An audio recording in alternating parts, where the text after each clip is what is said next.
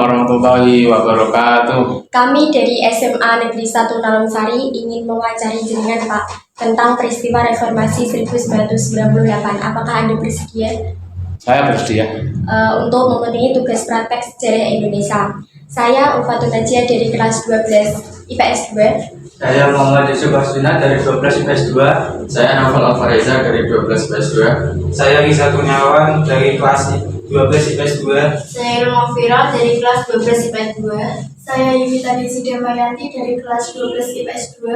Saya Octavia Ramadhani Fadila Putri dari kelas 12 IPS 2. Saya Amita Rodiani dari kelas 12 IPS 2. Bapak. Sebelum dimulai soalnya, jenengan perkenalan dulu Pak. Ya, terima kasih adik-adik dari SMA 1 Tarunsari Jepara. Saya ini dari Polsek Gembok ya. Saya sebagai jabatan sebagai Kapolsek Gembok. Pangkat saya itu nama saya Arwan Sarjana Hukum. Pangkat itu jabatan saya sebagai Kapolsek Gembok. Saya terima kasih kepada adik-adik sekalian bisa hadir di sini untuk wawancara tentang membuat tugas sejarah. Monggo bisa dimulai. Untuk soal yang pertama yaitu peristiwa reformasi 1998 yang terjadi di hampir semua wilayah Indonesia tentu sangat berdampak pada semua segi kehidupan masyarakat, baik sosial, budaya, ekonomi, dan keamanan, seperti demonstrasi, penjarahan, bahkan pembunuhan. Apa yang terjadi di daerah Bapak waktu itu? Apakah ada kejadian apa dan apa yang Anda lakukan, Pak? Ya, terima kasih ya.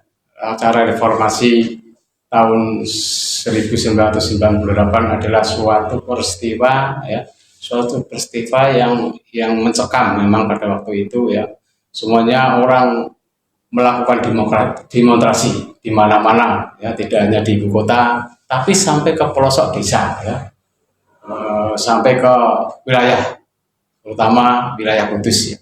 Dalam hal ini Polres Kudus bisa mengantisipasi ya masyarakat untuk bisa berdemonstrasi dengan sebaik-baiknya. Tapi alhamdulillah di Kudus tidak ada korban jiwa karena masyarakat ya dia menuntut untuk reformasi ya.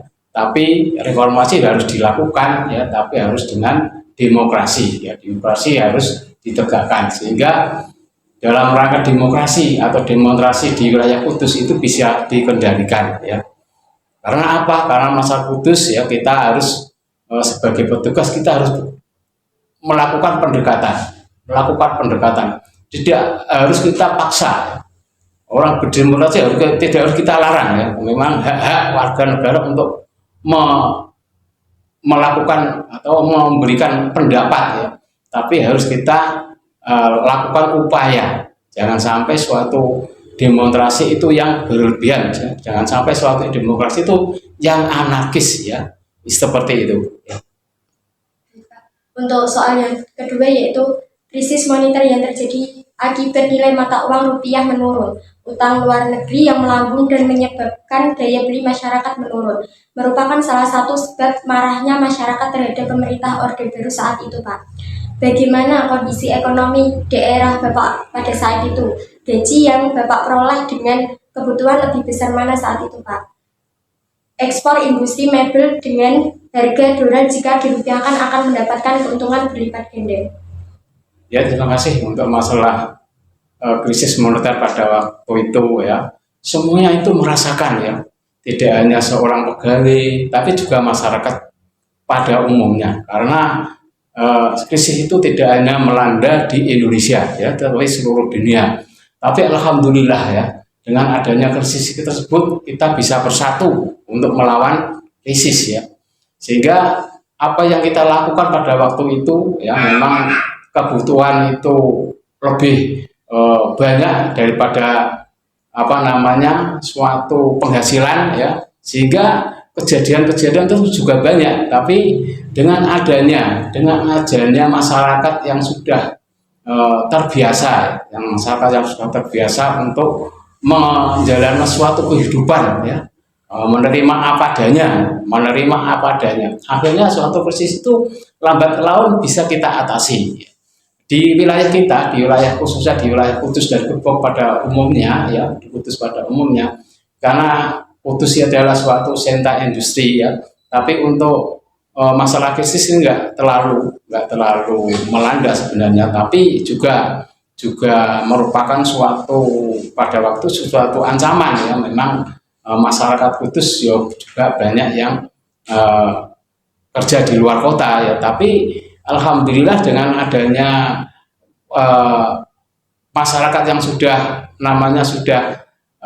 bersatu ya, ekonominya sudah lambat laun akan tercapai, akan baik ya, sehingga suatu krisis itu bisa dihadapi semua dengan baik ya, dengan baik tanpa harus ada suatu gejolak seperti itu.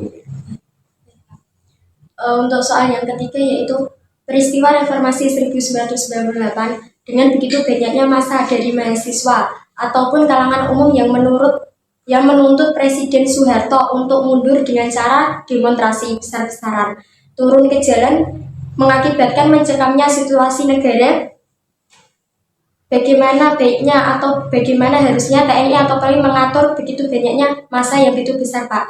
Apa langkah pengamanan dan pengendalian TNI atau Polri saat itu sudah tepat menurut Anda? Dan siapakah yang bertanggung jawab terhadap kematian beberapa mahasiswa pada saat itu? Ya, untuk masalah demonstrasi pada waktu itu ya, memang suatu demonstrasi adalah suatu hak untuk melakukan namanya memberi pendapat, tapi tidak boleh anarkis. Pada waktu itu polisi sudah melakukan upaya untuk memberi masukan ya, memberi peringatan ya, mencegah ya, tapi tidak melarang orang melakukan demonstrasi. Untuk yang tanggung jawab, ada yang meninggal ya, itu memang sudah ada upaya hukum pada waktu itu ya, namanya massa, namanya suatu